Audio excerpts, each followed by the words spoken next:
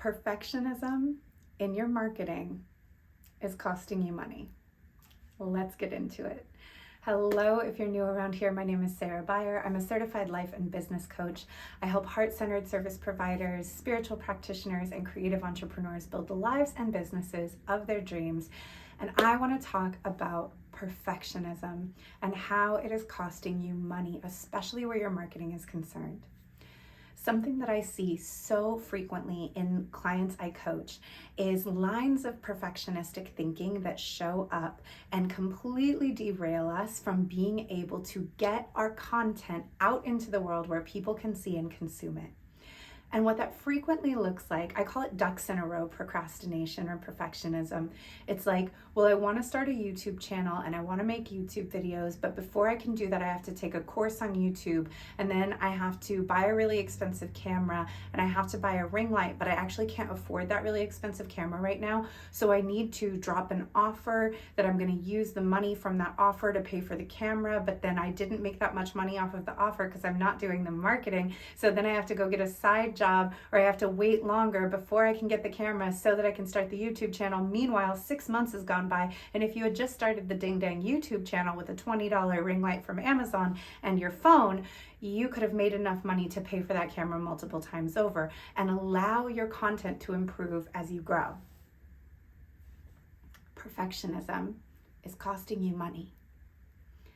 I see clients agonizing over every email or every post. They're taking 2-3 hours to write a sales email, and then they're going, I can't have an email every day. I can't put out 2 to 3 emails a week. I can't put out an email once a week because it is so time consuming for me to write a single sales email.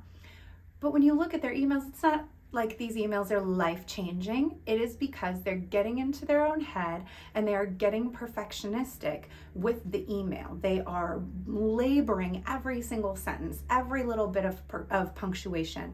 They're fully in really a nervous system hijacked state where they're getting into fear about, oh my God, it has to be exactly right. Everything feels so high stakes. I need to say exactly the right thing in this email. I need to make sure that I'm saying it exactly the right way, and I'm putting everything together in a way that everyone's going to understand it, and I don't want to offend anybody, and whatever the thought process is.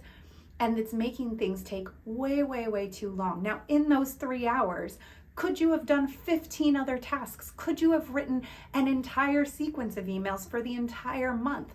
Could you have written an email and made a social media post and created a video and answered your email in those 3 hours? Really, probably.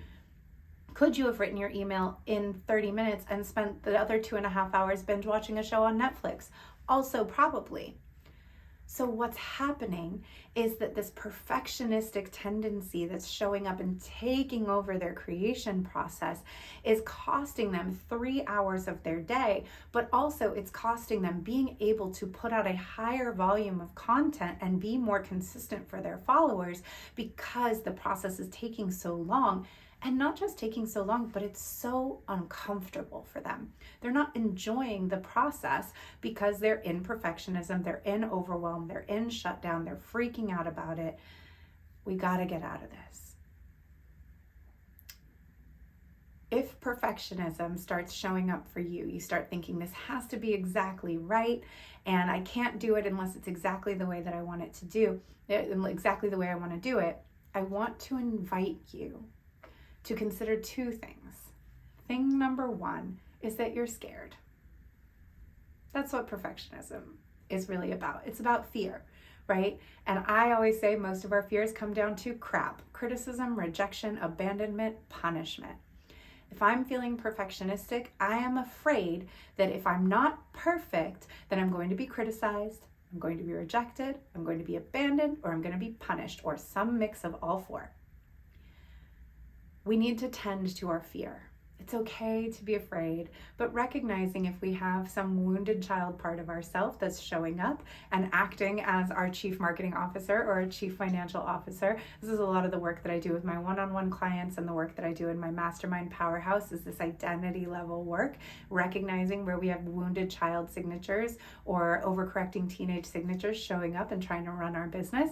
and being like, hey, little kid part of me that's so tender and sweet, that is so afraid of getting my feelings hurt, that has deep memories of bullying, or being made fun of on the playground, or being told that we didn't do things right, or feeling like everybody did stuff better than us.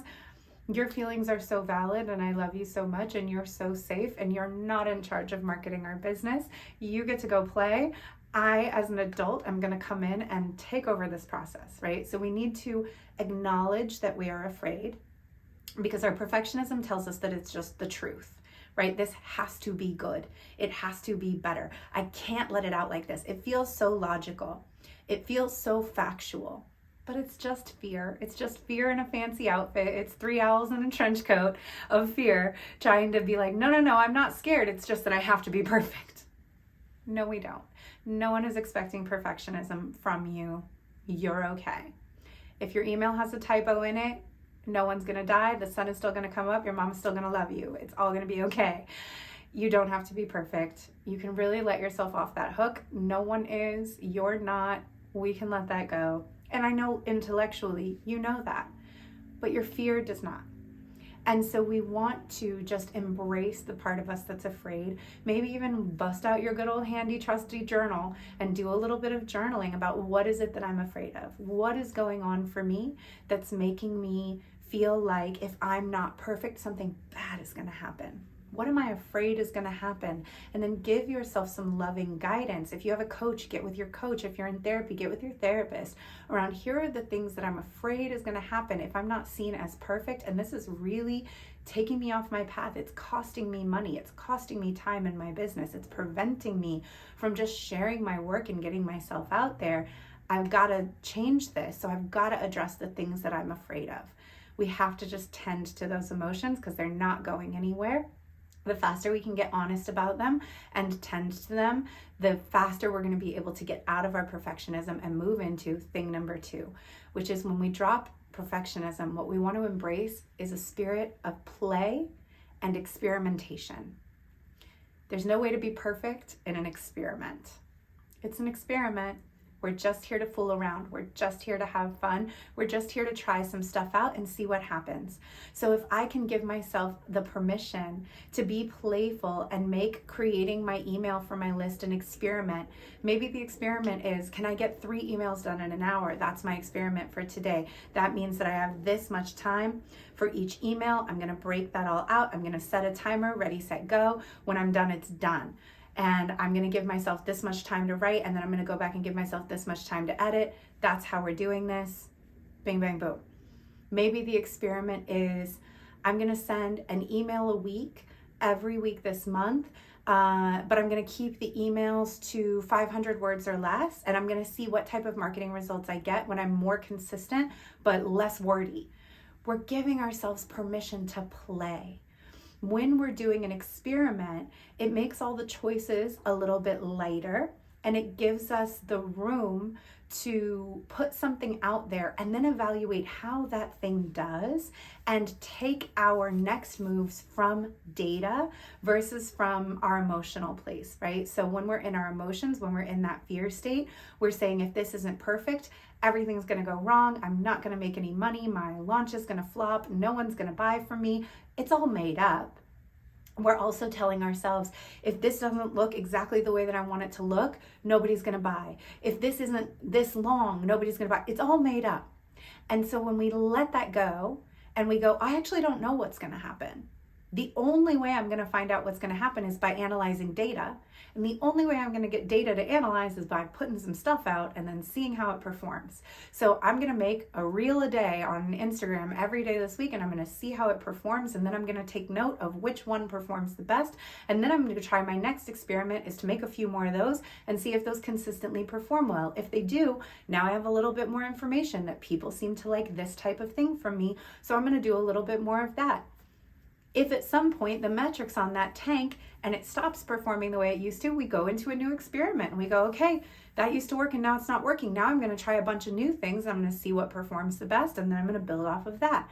The more experimental we can be, the more we can be in conversation with our audience and with our customers. I tried something out, I saw how it went, I analyzed the data, and I built from there. The more we can do that, the more we can, they call it failing forward, right? The more we can move our way toward a little bit more certainty, a little bit more of the confidence that comes from evidence. I know when I do these things, I get these kinds of results. That makes me feel more secure about what I'm doing, and it makes me able to move forward with a little bit more certainty.